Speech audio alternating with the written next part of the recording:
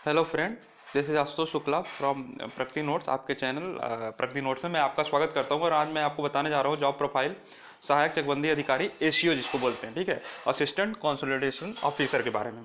तो इनके बारे में हम आज डिस्कस करेंगे और बताएंगे।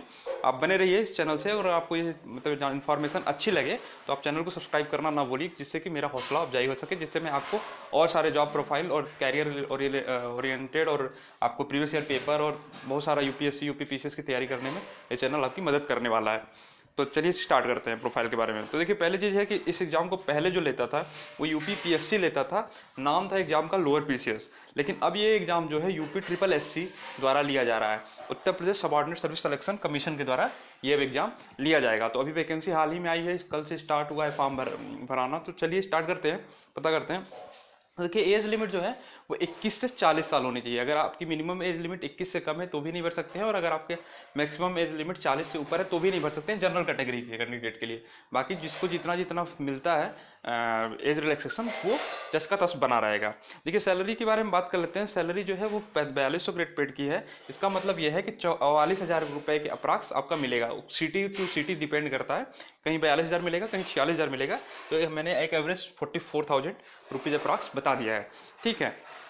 उसके बाद हम आते हैं पावर के बारे में। देखिए, पावर क्या है, ये 1951 में कॉन्स्टिट्यूशनल अमेंडमेंट 1 और शेड्यूल 9 में जिसके जिक्र है, जमींदारी एक्ट को लाया गया, ठीक है। वो पहला नया एडिंग शेड्यूल था और कॉन्स्टिट्यूशनल अमेंडमेंट पहला भी था। तो उसमें क्या थी कि जितने भी राजा महाराजाओं के पास जितना बड़ा बड़ा ज़मीन था और जो मतलब कि क्रांति लाने में और फूड सिक्योरिटी में की पड़ती रह जाती थी ज़मीनें, तो उनको ख़त्म करने के लिए पहला जो है नेहरू ने कॉन्स्टिट्यूशनल अमेंडमेंट बिल लाया, जमींदारी एक्ट लाया। और उसमें क्या था, कंसोलिडेट करना था लैंड को, मीन्स की चकबंद करके सबको रोड देना था, सबको जो है पानी देना था, सबके लिए नहर की व्यवस्था करनी थी। और किसी के पास 25 बीघे पर जो नियम है, 25 कहीं कहीं मतलब अपने अपने जगह से जागीरदारी के हिसाब से होता है कि कहाँ कितना लैंड रख सकते हैं, उस नियम के हिसाब से जो है कंसोलिडेशन विभाग का गठन हुआ।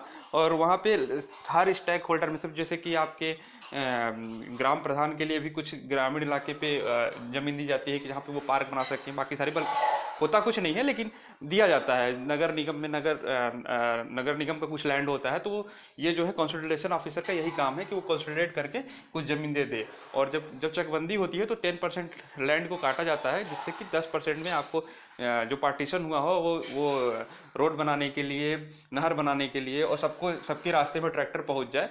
और जो है ग्राम सभा के लिए कुछ ज़मीनें जो है वो छोड़ी जाती हैं, जिसमें कि पार्क वार्क बनाया जा सके। तो ये बेसिकली कंसोलिडेटेड ऑफिसर का यही काम होता है कि हर स्टेक होल्डर, हर पार्टी को ध्यान में रखते हुए लैंड की शेयरिंग करे। और प्लस जो कॉन्स्टिट्यूशनल अमेंडमेंट जो लाया गया था 1951 में, उसको सख्ती से पालन कराए।